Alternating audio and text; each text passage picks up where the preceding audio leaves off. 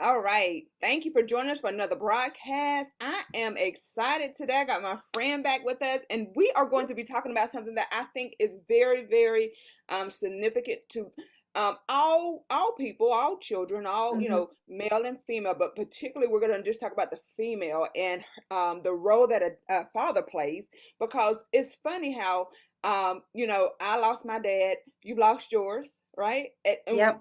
And we are, I don't know what's the age gap between us, but it doesn't matter because it just doesn't matter because when you lose your dad, it's just something it does to the little girl, Yes. Yeah. you know, Yeah. and you carry that thing throughout your life. And Hmm. sometimes you think that you've healed from it, you've gotten um over it, but then it comes up in Hmm. relationships and Yeah. and things that you do with your life and how you conduct yourself. And it's like, man, I Mm. really am in need of healing this thing that is hindering me. So I wanted us Yeah. to get Yeah. into it, and I know you touch a bit on it in your book. If you have not went to go get my friend's book, let me tell Woohoo! y'all. Go Let me get the tell book. you. Go and get the book. There it is. Look how beautiful it is. That cover is just absolutely beautiful. Mine is on the way. So Oh, I'm is it? Oh, excited. Yes, so I'm awesome. excited. I'm excited Oh, about it because when I was reading the reviews and things, and it talks about how, because you told us that it has activities and all that in it. So I'm like, okay, here we go. So yeah. I'm excited. I'm excited. So Cool. if you have You not, go get to some Amazon. freebies. You sorry to interrupt you, and you No, get you're some fine. freebies as well. So when you buy the book, within the book, there's a link to my website, and you get all sorts of other little sneaky goodies in the secret Yeah. garden. So, Yeah, yeah. So so I'm excited. And yeah, then beautiful. go to the website, you get one with her autograph. If you go to Amazon, you can just order it. If you're a Prime member like me, it will come sooner. So Ooh, I'm excited. So we're beautiful. gonna go ahead and go ahead and jump right on in. So you tell me what you think about it, because we talked a little bit about it last week off camera. And and we talked about the masculinity side that kind of gets suppressed and how important, because a lot of times people don't understand that, in the beginning when God created Adam, he said, I created male and female. Yeah, yeah, yeah. And it's and yes, and I think if I'm coming at the healing of my inner masculine from that perspective of I am both male and female, as are you, both male and female, and as my beautiful husband is male and female. Mhm, And your Bible quote there is absolutely spot on, that we are made male and female, masculine and feminine. mhm. And I think, I mean, just recap, because you and I, as I say, we talked off camera and we went, oh, we need Yeah, to talk about this. We need to bring this. This is such beautiful medicine. How old were you, Brianna, when you lost your dad? I was 10. 10. That was the point. That was the I was also 10. And Mhm. so, we're talking about a time in a little girl's life where you are about to embark on big changes in your life, Mhm. through puberty and all of that. And so, what is the impact when you are not you don't have that male role model? And I'm so aware that there's lots of people watching who may have lost their father figure through other reasons. My own daughter experienced that when I went through divorce when she was 14. So a very similar experience, although she was a couple of years older. Um, and so I think, where my starting point is this conversation is how, is understanding, recognizing that first and foremost, we were wounded. Mhm. We experienced trauma. Now, um, I'm, how many years ago? 50 years ago for me. Um, counselling wasn't really a thing. Nobody thought, oh, I wonder how that's going to affect this child. And nowadays, I think that is much more accepted, that this is a trauma.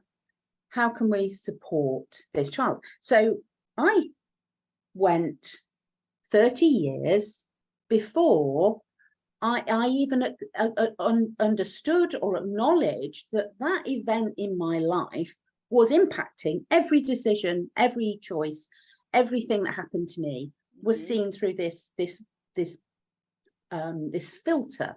Yeah. So, I mean, I'd like to talk a little bit into that. When we experience trauma, and if you do get my book, which I'm so honored that people are going out there and reading my story because of the medicine it holds, and so it's right at the beginning. It's chapter 2, and the chapter is actually titled, it was when we lived in Chester, and it is talking about my world is shattered.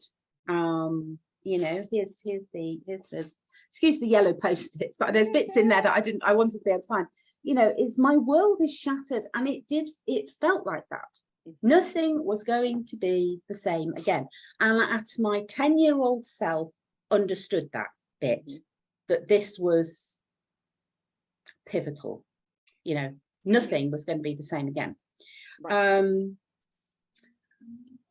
And what happens when we experience that trauma is we lock that emotion into our system, and it becomes a wounded story. And for me, that pivotal moment resulted in 3 filters that I then applied to the rest of my life, because this was what happened. And the first one, bizarrely, and it came directly from my dad, who used to say to me, "We've got to keep mummy happy," because I wasn't I was a good child, but I was a bit, untidy, and I'd leave this trail of devastation through the house when whatever I was playing with, and as I love being in the garden, that spread from my bedroom down the stairs out of the garden, and around the apple tree back again. And Daddy would say, "You need to tidy up. We've got to keep mummy happy." And that became part of the wound, because now it was I was responsible for keeping my mum happy. How on earth could a 10-year-old keep her mother happy when her mum had just, she just lost her life partner, and you go, I can look back and say, oh my goodness, I took that on. Nobody asked me to, but it's these things that are said that become this window that we see everything. I like to think that a pair of glasses. I've now got a pair of glasses that says, you're responsible not just for my mum, for everybody around me, because that just sort of expanded. The other one was, it's always my fault, because I was an only child. It had to be my fault. This terrible thing had happened, and it must be my fault because I was an only child. It was always my fault, If I'd left something out, it was my fault because I was on my own. So that then distorts the picture. My nana also died very shortly afterwards, and so the people you love most will leave you. That becomes another story. And keep quiet, don't make a fuss, don't be noticed was very much, if I stay out the way, if I don't get in the way, I won't upset mummy.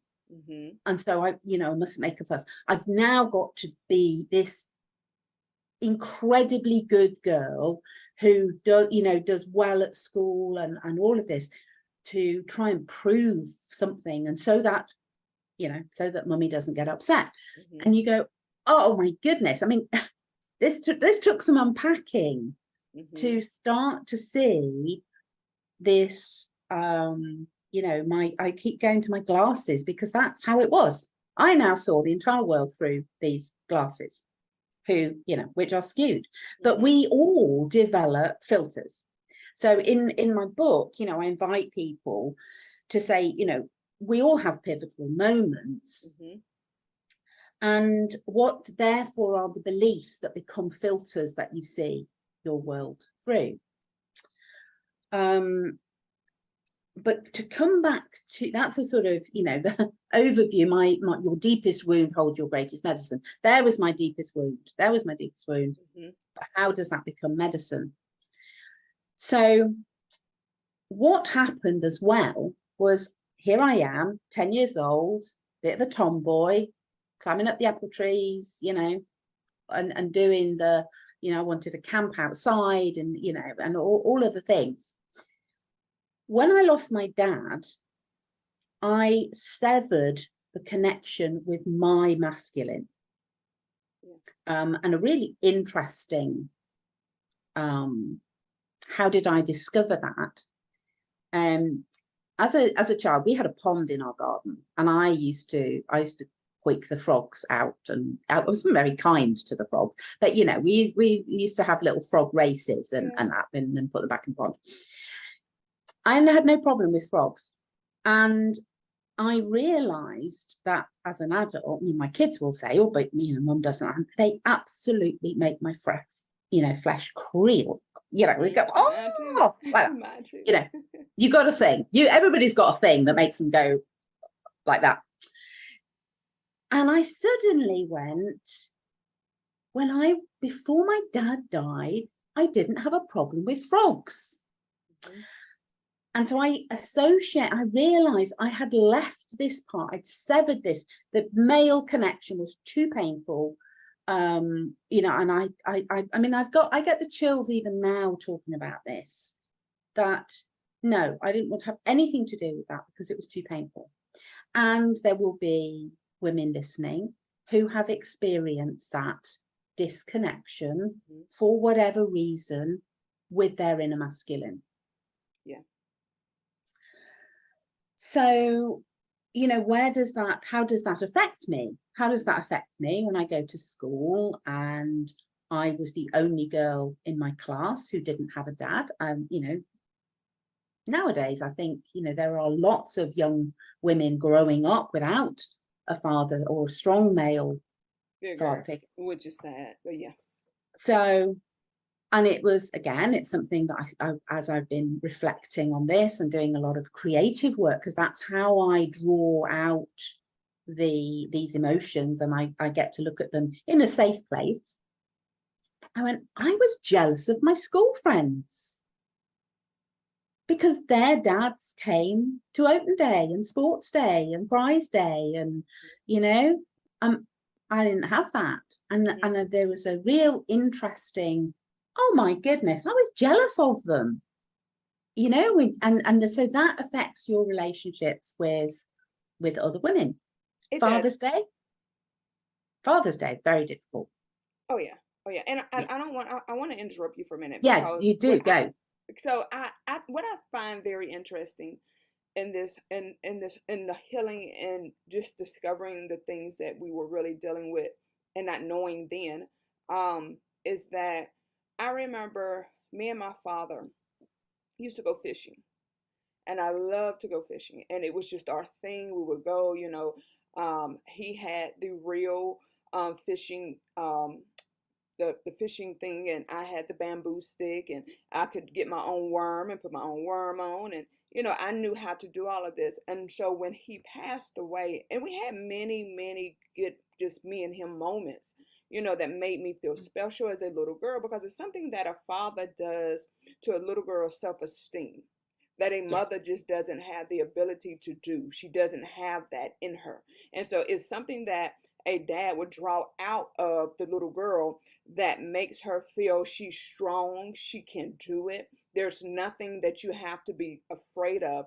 And if it is something that you feel afraid of, he has, he's the solution to it. So you would go running to dad, or daddy, or I call my dad Papa. So I would go running to Papa and say, Papa, this is what happened. And so he had the ability to just make me feel safe, and even he would say things to me, because I was a tomboy as well. And so the frogs and saying, look, Papa, what I got in my hand, and lightning bugs and things of that nature. And then there were times where he would say, okay, you have to not be so rough. It's time to be a little girl, but it was that reassurance of, you can just be who you want to be, who whatever it is you're feeling today, it's all right to be.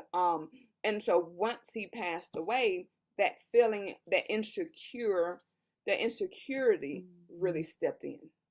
That Mm. unsure, because here it is, we're hitting puberty now. And so Yeah, all those hormones, and it was like, who am I? Where do I belong? You know, um, yeah, yeah. I do have to walk around and be quiet. And I can remember my father growing up, he always said you only get one parent. You get one mother, you get one father. You have to respect them. And so of course, going and knowing that in the back of my mind, so now he's gone. If my mother tried today, it was no way. You're not my dad. You cannot ever take this place. And so it was many things that, when you talk about lenses and your focal Mm. point, and how you are looking at things, Yeah. um, I just missed out on a lot because I did go to counseling, and my counselor was horrible. She was horrible. She was Oh, horrible, and very bad, very. I mean, such a very bad experience. But I yeah. also felt the need that I needed to take care. What do I need to do to make this situation better? What do I need to do? Developing walls and things of that nature so that nobody could get in, because the hurt Oh, that I felt wow. was Yeah. like, I don't want anybody to get close to me, because I've Mm. never felt a hurt like that before. I mean, so bad that I couldn't even visit the gravesite. My mother would say, do you want, and I have older siblings, and I can remember them taking me with them, and I'm sitting cringe and anxiety all on the inside and trying to hold my tears in, because I'm like, I don't want to go, because it kept triggering those moments of Yeah. the long car ride to the funeral, to the church, and then the long car ride to the grave site, and it was like reliving it all over again. Mm. So I Mm. had said I will never feel this type of pain anymore. So that was one of the walls on many other Yeah. walls, but that I had built up. And I said, I would never allow myself to feel this anymore. So it was almost like I just shut off a part of some emotions in me. Mm. I didn't Yeah. let people Yeah. get Yeah. close, men, and none of that, because I just couldn't allow myself to go through that again. Yeah. Yeah. Yeah. And as you're talking there, that sense of, we talk about the fact that we have lost our inner masculine, so that sense of safety, we then go, well, no, I'm just gonna, and it's interesting that you bring up the analogy of a wall, because that was absolutely how I would put up this brick wall, Mm-hmm. and so nobody's coming through here, because you are gonna, and especially boyfriends, because Mm-hmm. after that initial, oh yeah, oh, and I didn't understand, I misread signals, I was desperate for affection Yes. or admiration, Mm-hmm. but then you go, no, this is not safe, and oh, so up comes the brick wall. And yeah, that's an interesting conversation that's just reminded me. um but it's that we then don't know how to be strong in ourselves, so that we Mm-hmm. resist that strength, because it's not an energy that we know how to connect with. Mm-hmm. And so that's, I mean, I would say to anybody watching this, if any of this is resonating for you, the best thing that you can do for yourself is to start to explore, to heal the relationship with your masculine. It's not Mm-hmm. about healing the relationship with a father that Mm-hmm. that isn't there anymore for whatever reason, or even anybody experience abuse. Actually, the the male that you get to connect with is yours, is Mm-hmm. your masculine, and that's where the transformation can happen. Mm-hmm. um and another point you mentioned was this, your dad gave you your self-worth, whereas our mums give us the nurturing.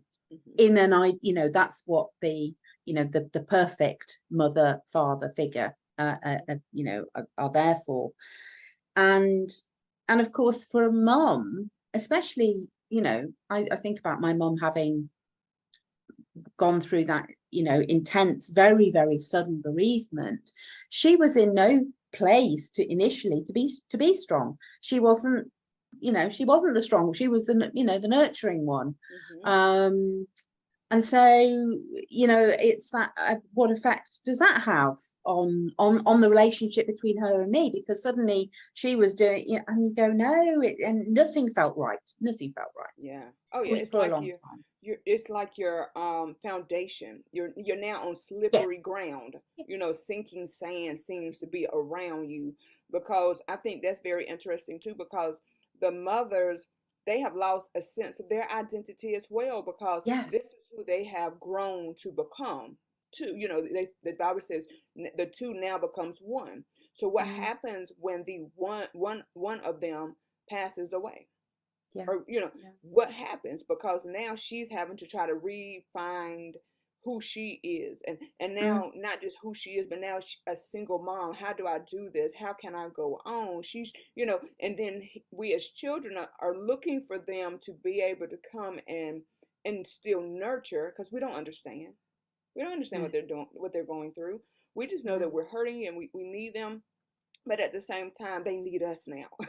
And it's funny how Yeah. that works. Now Yeah. is parents is I can never pronounce it correctly, excuse me, but it's where the child reverts to the parent, turns into the parent, and the parent turns into Mm, the child. Parent, um I'm gonna put it up in the link for everybody so you can get it, because I'm gonna pronounce the word wrong.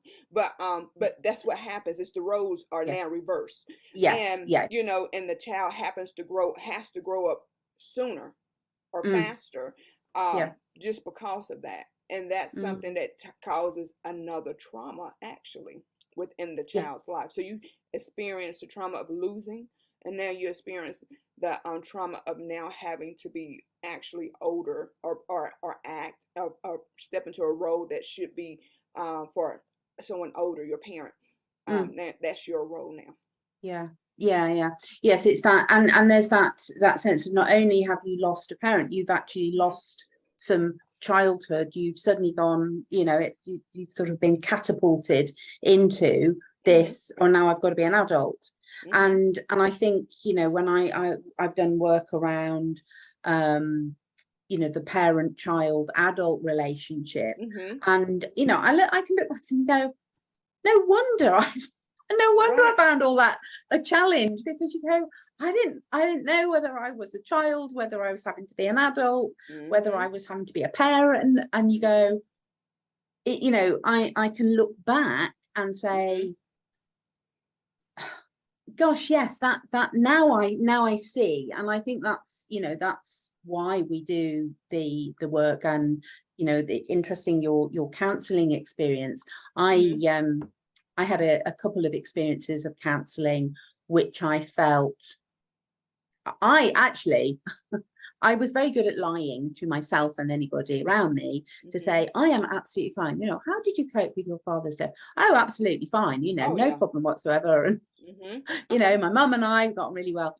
And of course, eventually it got to the point where I went, well, no, Celia, you can't just keep pushing this down and down and down. Mm-hmm. Because it's gonna come up eventually. And eventually, when we are in a place when we are ready to do the work, that's when we see the transformation.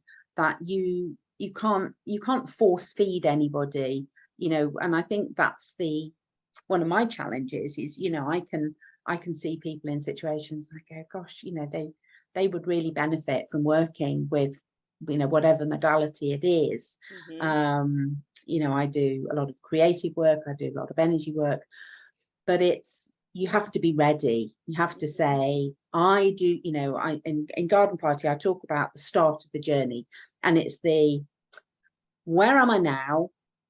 Do I want to be here, or do I want to be somewhere else? And if you are not, if you're ready to be in a different place, Mm-hmm. that's when we can do the work of transformation. Yeah, and I think a lot of times, and I want to, because I hate when I can't think of the word. So it's called parentification. For everybody that's out there, if you look it up, you will find it's when parents rely on the children to give them Oh, there okay. to help nurture them. But so Yeah. in a lot of my work, what I have found is that sometimes people need permission. People need to be given the permission to Yeah. get out of this slump and to begin their healing. Because we live in such a society where showing weakness is Mm, like, you know, you're mm, like, what they call the council, they want to counsel everybody. And so, because people have made it thus far in their life, to leadership roles, to show any sign of weakness would they makes them feel like, okay, people are going to think I'm not qualified to be where I'm at. But yeah. indeed, it's because of the things that you have been through qualifies you to be there. And if you can show that you are human and that you've been through things, it's going to Mm, help other people mm, and intensify the role that you're playing, or the role that you're in, the position that you're in life right now, because there are other people who need permission as well. So when they see you doing it, it gives them permission to say, I'm yeah. hurting too. I'm Yeah. hurting too. Yeah. And yes, it's interesting, isn't it, how and this whole conversation is about the whole masculine, feminine thing, that actually that I'm seeing a shift in that, you know, men are allowed to say, to express their nurturing feminine side. Mm-hmm. There is that permission piece coming in, and I love that you mentioned, because in I mean, you only got the book there. The things that come up between you and I, these I know. synchronicities, are just like little golden nuggets, Uh-huh. because you will see that there you have Wow, permission. a permission slip, you know Yeah. and and but what I always say is, I mean, the permission slip says, I declare I have permission to be my authentic, rebellious, quirky self, and I Mm-hmm. declare I am ready to reawaken to my soul's purpose. Yes. And the key thing there is that I give myself permission. Mm-hmm. You witness, you know and we support and cheer on. We are the cheerleaders for Yes. anybody that says, yeah, I'm ready, I'm ready, Mm-hmm. I want to be in a different place. Mm-hmm. um but this, going back, I was thinking this, and you only got the book yet, and you know what's in it. It's just beautiful.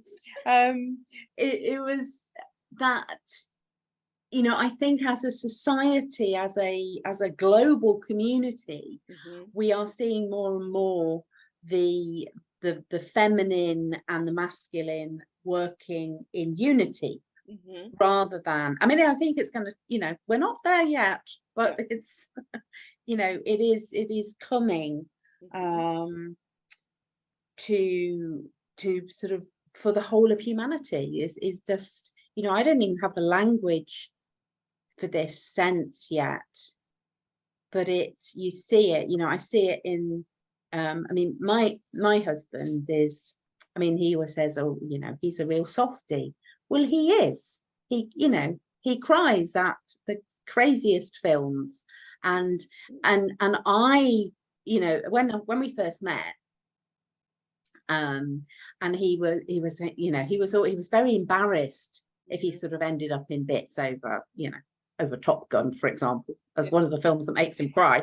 um but I would say it's wonderful, how beautiful that you, as the provider for your family, Mm-hmm. and this strong masculine figure, can also be in touch with your feminine side. Mm-hmm. Um so yeah, it's and I think that's probably why he and I sort of connect, because Yeah. I give him permission Mm-hmm. to, To be. as if sometimes we're watching a film, and I'll suddenly be away, it's gone really quiet, and we'll sort of glance at, and I'm passing the tissues. Mm-hmm. Yeah, that's funny. But when you think about something, what's wrong with being compassionate?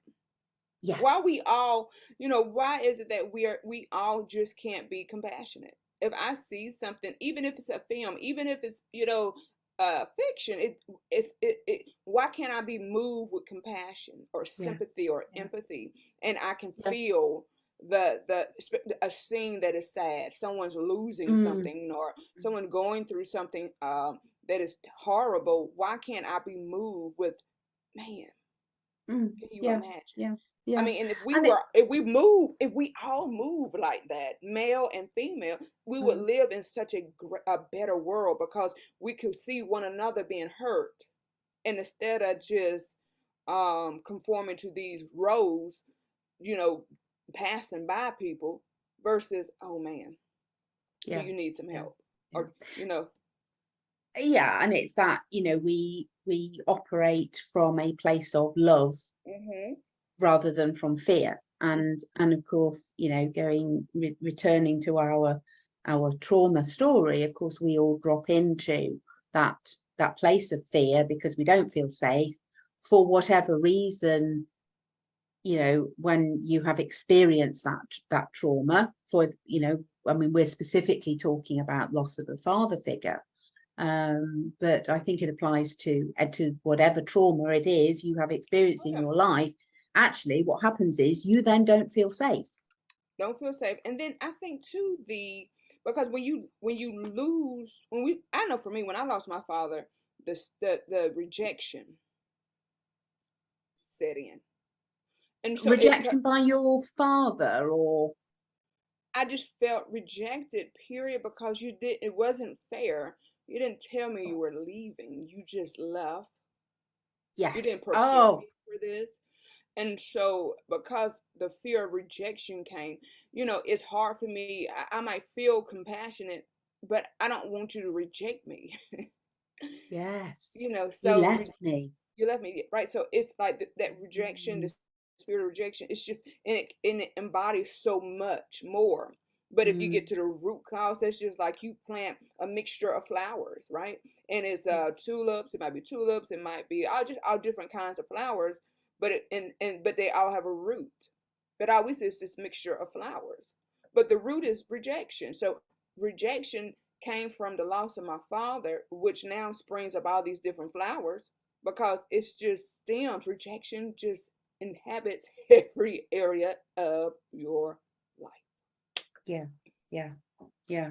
Which becomes one of your beliefs and your filters that you see. Yeah. Yeah.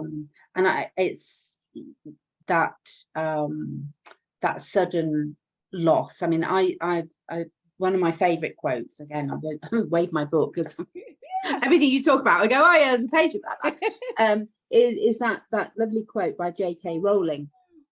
And if you're a Harry Potter, I don't know if you're a Harry Potter, I'm a bit My of a daughter is. Harry Potter fan. The ones who love us never really leave us. You can always find them in here. And there is that, when we come to our loss and our all of those, that trauma, through from a place, from our heart space, then we can begin to understand. I think it's, for years I was trying to come at it from my head. I went, Mm-hmm. have I coped with my father's death? Oh yes, I have. And you Mm-hmm. go, when eventually, I acknowledge that, yeah, I was really angry with my dad for leaving me. Mm-hmm. That was an interesting emotion, and it's these emotions that that sort of, then something will happen, and your resentment, and that will pop up somewhere else. Mm-hmm. I love your analogy of those bulbs that are, Mm-hmm. you go, I've still got the same root. Right, right. And it's like you can chop it Yeah, down, it's gonna come right back up yeah, because you yeah. haven't dug it up. What I love too is that you when you were talking, and it made me think about um when you're on your healing journey, and you at first, you're kind of up here in your head, but then when Mm, you really sit with it within your heart, what I love to tell my clients is that you need to cry, because when you sit within it, it is gonna hurt at first.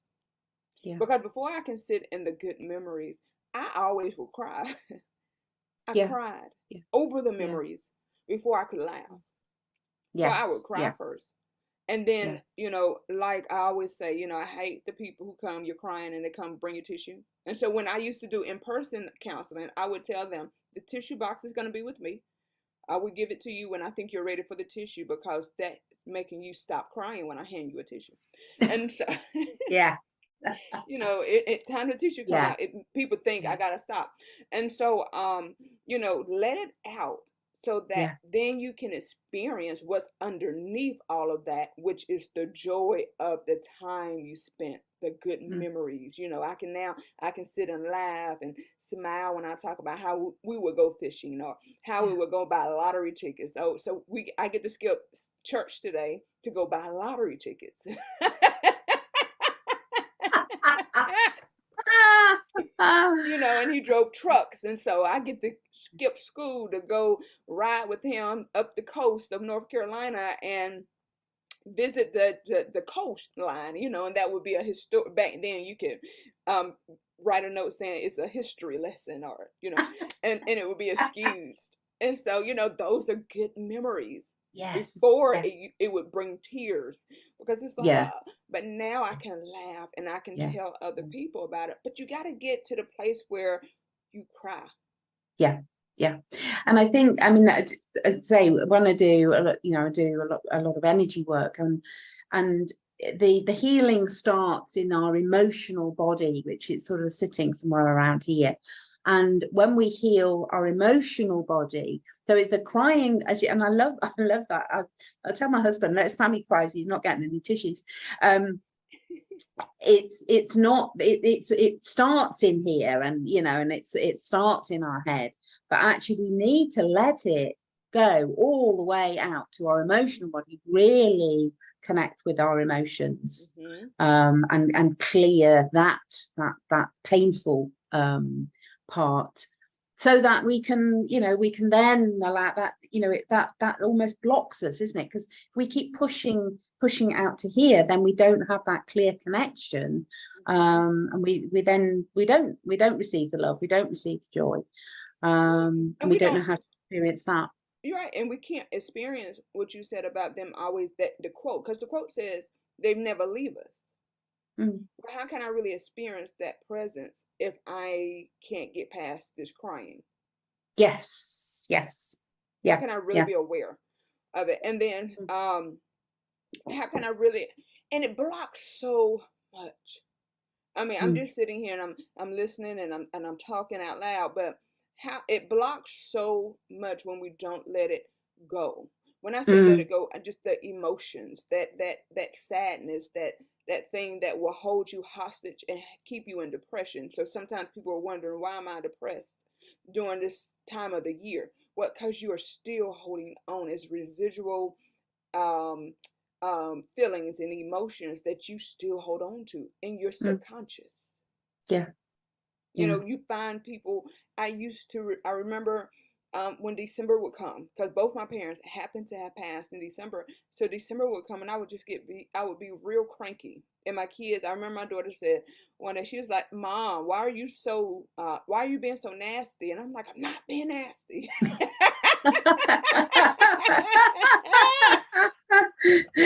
Yes. Yeah. you know It's, yeah. I'm not being nasty, I'm just really sad, but I don't know right. how to express that. Don't know how to express it. Yeah. And then cooking, trying to cook in the kitchen, and tears, and it's like, why am I crying? I don't know. And then it clicked and dawned on me one day. Guess what's coming up in a couple of days? And Yeah. then after that, a couple of days is the anniversary of your mom. And it was like, Yeah. so I Yeah. had to really go and sit in my room, that I call my prayer room, and sit Mm. and Mm. cry and say verbally, not in my mind, but say out loud, I am angry. Yeah. Yeah. I'm angry. I'm mad. I'm Mhm. disappointed. You Mhm. know, and really say it, and Mm. know that there was nothing that I felt and that God didn't already know. He's just like, whenever you're ready to let it go, just let me know, because I have Yeah. this bottle that I keep, and that I'm gonna, bottle your tears up. Just let it go, so Yeah. I can Yeah. do my job. I just need you to Yes. do yours, Yeah. because Yeah. that's Yeah. when then all of this negative stuff can leave me, and Mm, I can mm, feel the mm, freedom. mm. It's a really interesting. I'm going to offer you Okay. a little medicine bottle. Uh-huh. Um, so I think, it's step one is really acknowledging those emotions that we are feeling, that Mhm. it's, oh, I can name it, and it's anger, Mhm. it's sadness, it's grief, it's that.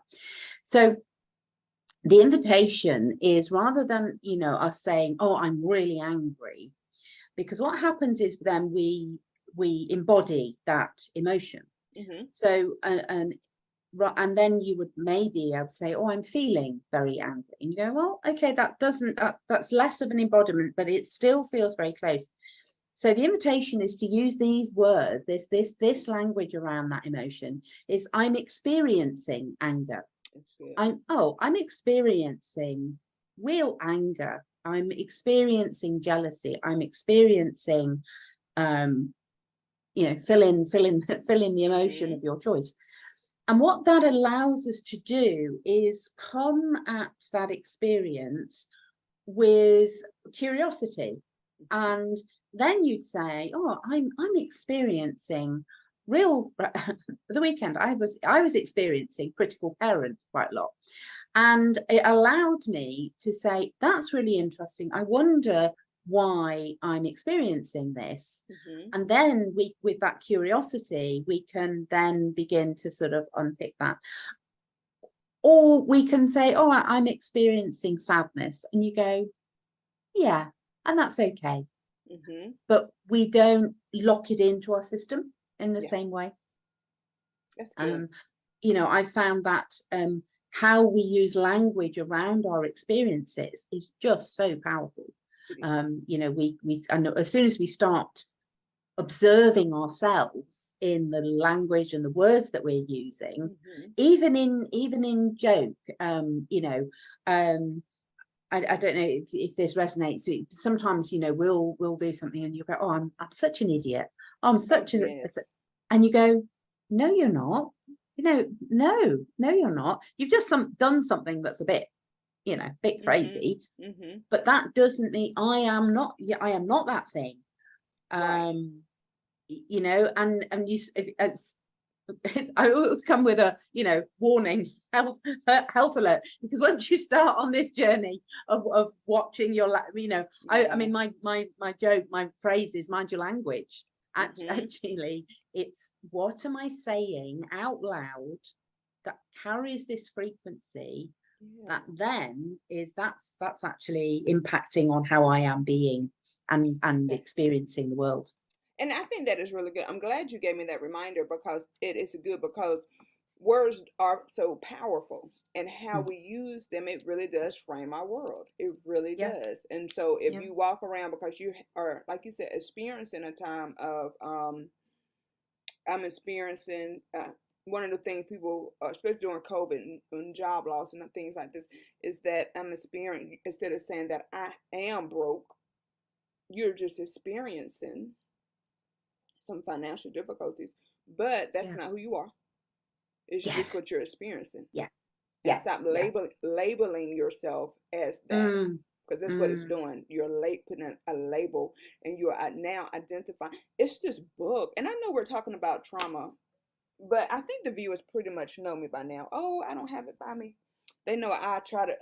It's a book I've been reading, because dealing with the subconscious and the conscious, and yeah. taking all this stuff. What are you attached to? Mm, And recognizing that we are attached to things, people, places, and it begins to form who we are. And mm, so we can't move forward because we are living off of labels. That's not us. yeah, yeah. And I think, sort of, just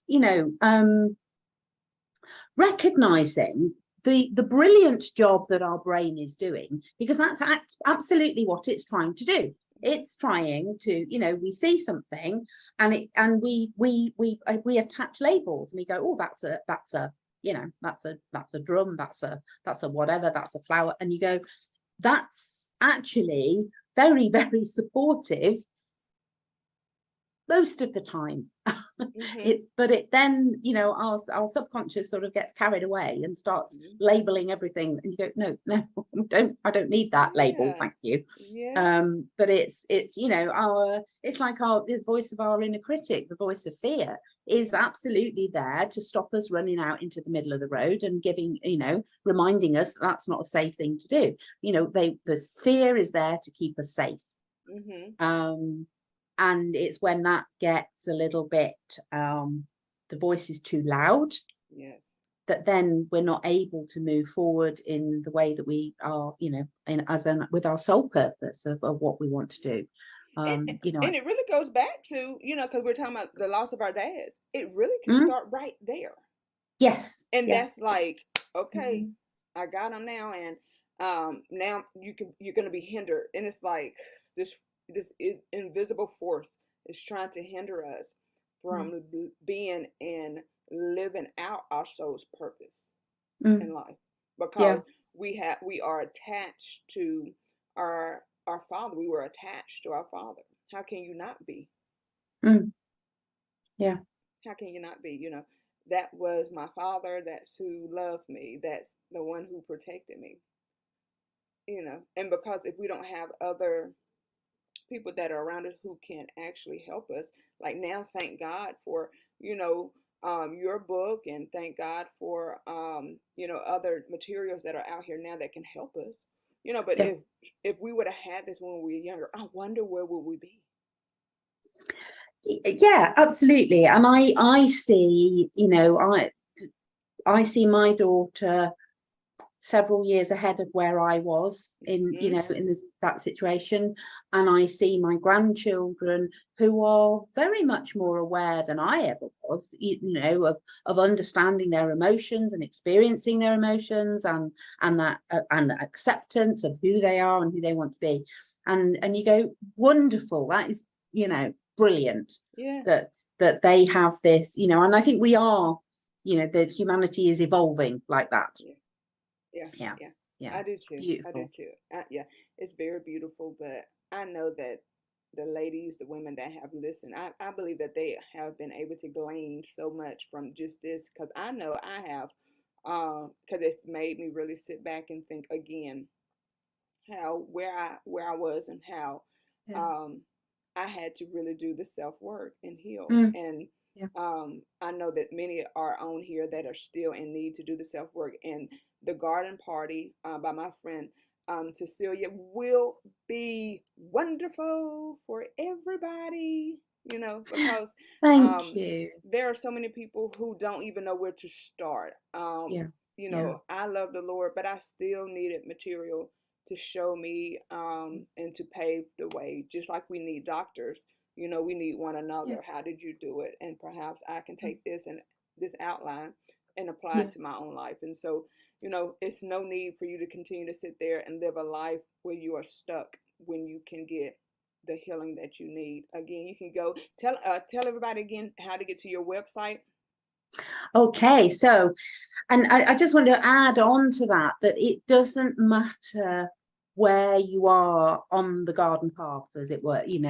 Brianna and I have wandered down a lot of garden paths in our time, Hmm. and but the really important thing for you is to say, well, what's my next step? And my invitation to you for your next step is to go to my website, celiabarsby.com. There's only one Celia Barsby apparently in the whole world. So celiabarsby.com. Brianna will put all the links, and book yourself in for what I call a discovery call. Really, that is literally come and have a cup of tea, or cup of water in my case, because I'm drinking lots of water today. Come and let's sit down and have a chat, and see where you are on your garden path. I would love to hear your journey, and to see whether that's something that we can explore together. Good job. I am excited. I'm excited for those who are watching, and I'm just excited about what this will bring out. I love to see women be healed and set free, and just experience freedom, because we don't know we're in bondage a lot of time until we get to a place of freedom, and then we're like, look. I That's didn't silly. know what it was to truly be free. So again, we thank you for joining us. Please, please, please join us. We have some wonderful things going on, and so we can be found various locations here. Please share um, this with everybody that you know, every woman that you believe is in need of this, and so and get the word out there. Again, thank you for joining us. I love you, and I love everybody that is on here. And we will see you soon. Bye.